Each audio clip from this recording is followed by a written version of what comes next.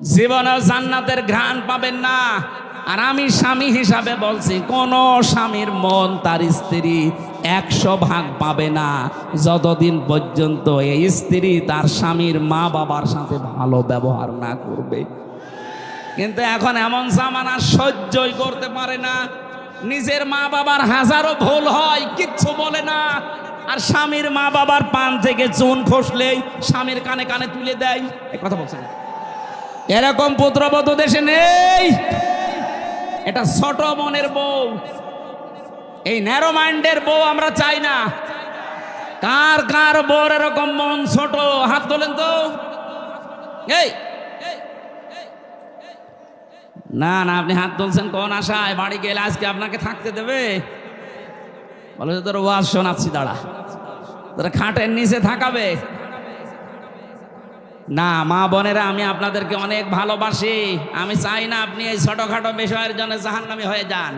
আজ বাংলাদেশে আমার মনে হয় 100 জনের 95টা পুরুষ মানুষ মানসিক রোগী হয়ে যাচ্ছে এই ছোট বিষয়ের কারণে। আপনি ছাড়ি দিতে চান না, অথচ নামাজ পড়ে, রোজা রাখে, কালো বোরকা পরে। আপনি কিসের জন্য নামাজ পড়েন? আপনারা নামাজ নিয়ে কি আল্লাহ ধুয়ে খাবে? কিসের রোজা রাখেন, কিসের কালো বোরকা পরেন? পারিবারিক জীবনে শ্বশুর শাশুড়িকে নিজের মা বাবার মতো দেখা, এটা ইবাদত। অবিল ওয়ালিদাইনি ইহসানা, মা বাবার সাথে ভালো ব্যবহার করো, তাদের পেছনে খরচ করো সাধ্য মতো।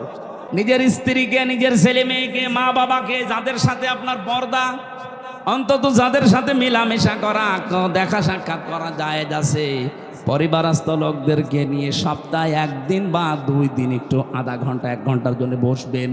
কোরআনের কোনো তাফসির খুলে শোনাবেন, হাদিস শরীফ থেকে কিছু শোনাবেন। আস্তে আস্তে 1-1.5 মাস সময় নেন, দেখবেন পরিবর্তন আসতে আরম্ভ হয়েছে। আপনার পরিবারের যারা দুনিয়াদার ছিল আস্তে আস্তে আখিরাতের দিকে ঝুঁকবে। এটা আমার বানানো নিয়ম না, কোরআনে কারিমে নিয়ম আল্লাহ দিয়েছেন।